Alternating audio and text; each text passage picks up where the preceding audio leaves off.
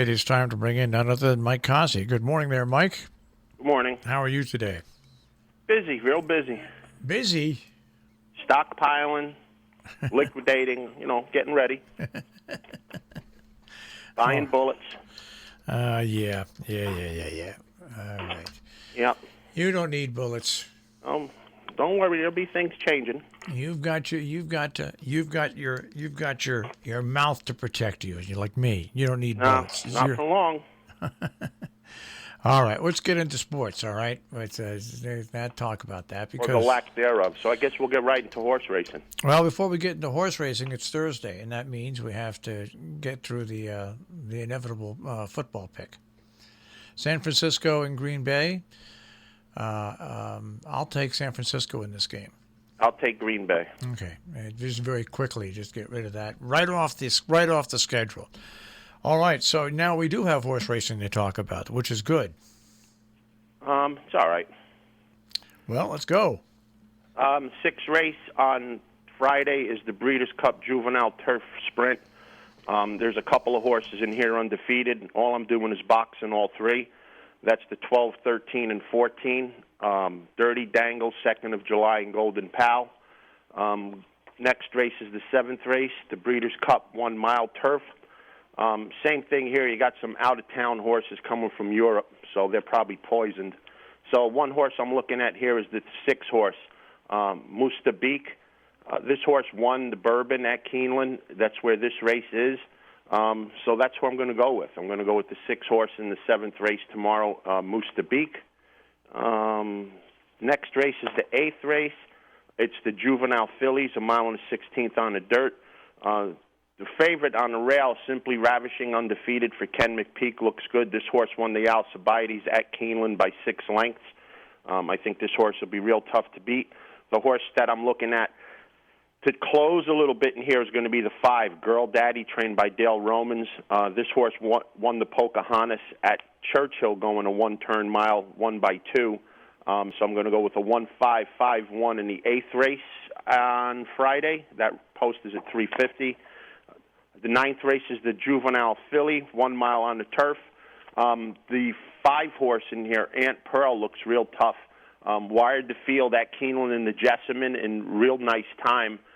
Showed some real good early speed. Couple other horses I'm going to use in here to look to close from off the pace is going to be the 9 horse, Madone. This horse is coming in from the left coast, 3 for 3, going 1-turn miles at Del Mar and Santa Anita. So Flavian Pratt has the mount. He's the only decent rider in California, in my opinion. You can use the 9, the 10 horse Campanelle. This is a Wesley Ward horse who won first time out in May at Gulfstream, then went to Ascot in France and beat some pretty decent fields there. And Ascot beat an 18 horse field.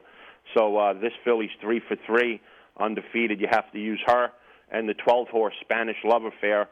This horse ran 2nd to Aunt Pearl, who I mentioned before in this race, at Keeneland. Have to use this horse. This horse was $1.70 on $1 last time. It's 15 to 1 morning line tomorrow. So, got to go spreading here with these young 2-year-old fillies. The 5 Aunt Pearl, the 9 Madone, the 10 Campanelle, and the 12 Spanish Love Affair. And that brings us to the last race tomorrow, the 10th race, the Breeders' Cup Juvenile. The Breeders' Cup Juvenile, going 1 mile and 16th. 2 horses I'm looking at in here.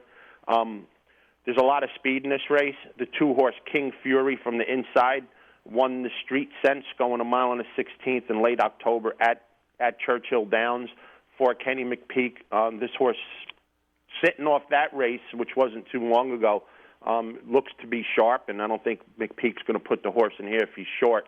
But my top pick is going to be the 9 horse, Sitting It Go, a 12 to 1 shot. I had this horse last time. It won at 24 to 1. This horse is by Brody's Cause, who won a big 2-year-old race at Keeneland a few years back. This horse showed that it very much liked the track, has some speed in this race to run into, coming off a bullet work at Churchill Downs on October 30th, the best of 33. I think this horse gets a great setup in here with the pace and moves late and wins the race. So as long as none of them are fixed, we should have some pretty good races at Keeneland tomorrow. All right, and then you've got this some racing this weekend as well, right? Yeah, Saturday.